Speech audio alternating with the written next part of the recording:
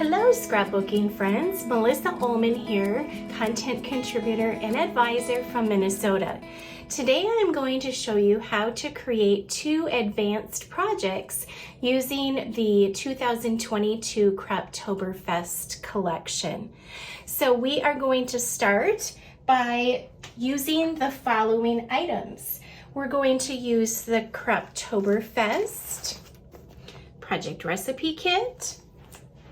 We are going to use the Croptoberfest cardstock sampler. We will also use the mini embellishment pack, as well as the accessory pack.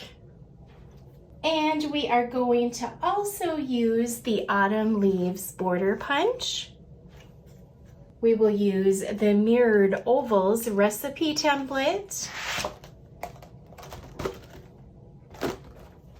the Grid Sans alphabet stickers, the custom cutting system with the oval patterns, blades, and mat. You will also want to have a scissors on hand, your trimmer,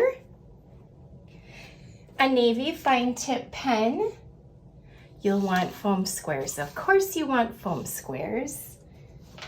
Repositionable adhesive, a regular tape runner, and you'll also want to make sure you have a pencil on hand.